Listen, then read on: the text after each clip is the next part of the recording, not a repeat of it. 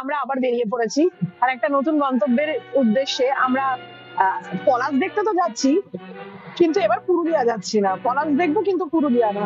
যদি বা পুরুলিয়া যাই, ছুঁয়ে চলে আসবো, এরকম একটা অপডেট জায়গায় যাচ্ছি। কিভাবে যাচ্ছি দেখুন মশাই, ওইসব চক্রধরপুর পিয়াজাবে এক্সপ্রেস টেক্সপ্রেস এসব সাধারণ মানুষদের জন্য, জীবন যাযাবরের জন্য না। জীবন যাযাবর কিভাবে যাবে না, মগরা থেকে ট্রেন ধরেছে বর্ধমানের, তারপর ধীরে ধীরে দেখুন কিভাবে যাচ্ছি। পথে এবার নামো সাথী, পথেই হবে পথ চেনা। পথে এবার নামো সাথী, পথেই হবে পথ চেনা। জনস্রোতে নানান মতে মনোরথের ঠিকানা হবে চেনা। আমরা এই মুহূর্তে দাঁড়িয়ে রয়েছি বর্ধমান স্টেশন থেকে। বর্ধমানে কি করে এলাম না, মগরা থেকে আমরা ডিরেক্ট একটা ট্রেন ধরেছিলাম বর্ধমান লোকাল, তাতে করে বর্ধমানে নেমেছি। এবার বর্ধমান থেকে আমরা যাব আসানসোল। আসানসোলে যাওয়ার জন্য আমাদের অ্যাকচুয়ালি পছন্দ ছিল হাওড়া মোকামা এক্সপ্রেস, যেটা ব্যান্ডেল থেকে ধরার ইচ্ছা ছিল, কিন্তু সেই ট্রেনটা অনেকটা লেট থাকায় আমরা হাওড়া রাক্সৌলের হোলি স্পেশাল ফেয়ারের একটা ট্রেন রয়েছে, সেটাকে একবার ট্রাই করে দেখবো যে তাতে উঠতে পারি নাকি। মানে বুঝতেই পারছেন আমরা মহান মানুষ, সজগবাই যখন চক্রধরপুরে মারামারি করে আমরা তখন বর্ধমান চলে আসি, কিন্তু আমরা বারবার যখন একই রুট দিয়ে যেতে যেতে যেতে যেতে সবাই যখন জেনে যাবে, আবার আমাদের অন্য রুটও খুঁজতে হবে। এটাই হলো ব্যাপার। যাই হোক, দেখি এই ট্রেনটাতে ট্রাই করে যে ট্রেনটাতে উঠতে পারি নাকি। অনেক তো দিন গেল বৃথায় সংশয়ে, এসো এবার দ্বিধার বাধা পার হয়ে। তো ফাইনালি 105 কিলোমিটার পথ পাড়ি দিয়ে আমরা বর্ধমান থেকে আসানসোলে পৌঁছে গেছি। দুটো বিষয় ভীষণভাবে মনে রাখবেন।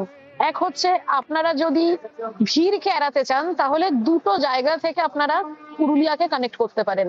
এক হচ্ছে খড়গপুর থেকে আদ্রা হয়ে কানেক্ট করতে পারেন, আর একটা হচ্ছে আসানসোল থেকে আপনারা যে কোনো ভাবেই কানেক্ট করতে পারবেন।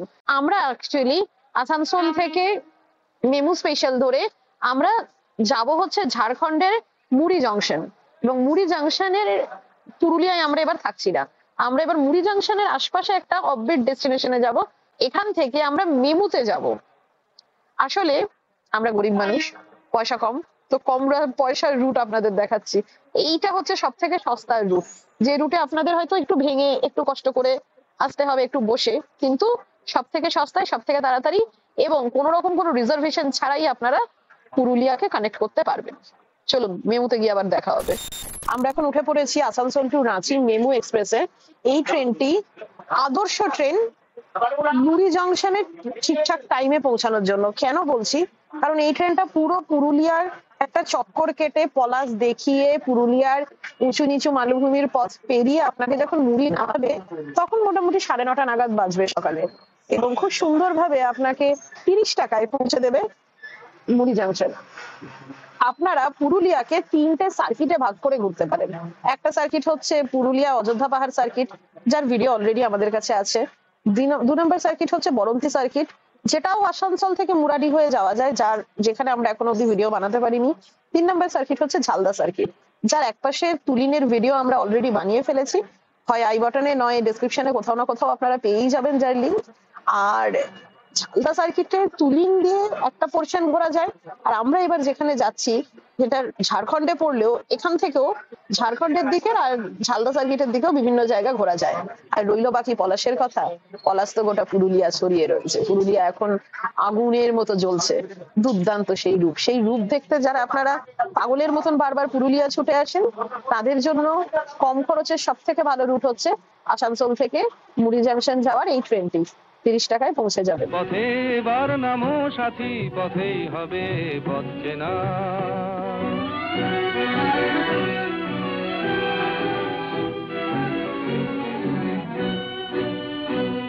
তখন গান তুলে তুফান নবীন প্রাণের প্লাবন আনে দিকে দিকে। কিসের বাধা বিপদ বরণ মরণ হরণ চরণ ফেলে সে যায় হেঁকে।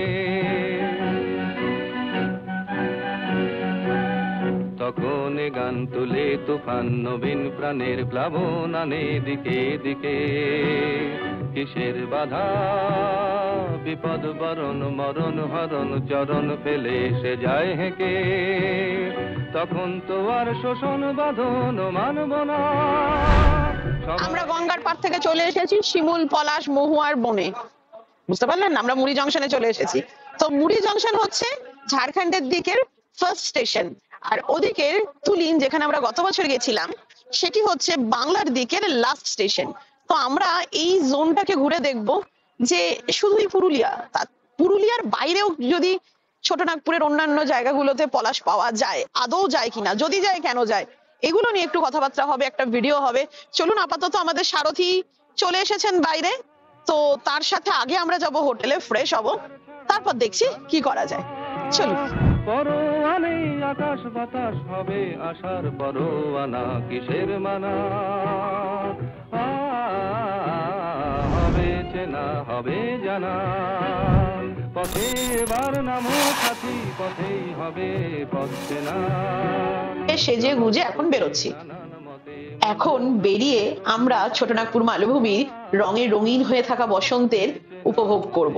আমরা দেখব তার কত রকমের রং হয়। আজকে রঙের দিনে, মানে হোলি খেলার দিনে, সেই রঙের ছটাগুলো যতটা পারি নিজেদের জীবনে মাখিয়ে নেব। আর আমি বলে দিই, আমরা অ্যাকচুয়ালি রয়েছি মুড়ি জংশন থেকে ঝাড়খণ্ডের দিকে 4 কিলোমিটার দূরে সিল্লিতে, এবং এই জায়গাটা না অদ্ভুত রকমের সুন্দর। পুরুলিয়ার দিকের পলাশও এখানে পাবেন, আবার ঝাড়খণ্ডে ছোটনাগপুর মালভূমির দিকের কুসুমও এখানে পাবেন, আর তার সাথে বড় বড় বোগেনভেলিয়া বিভিন্ন রঙে রঙিন হয়ে রয়েছে। চলুন দেখে আসি কেমন দেখতে।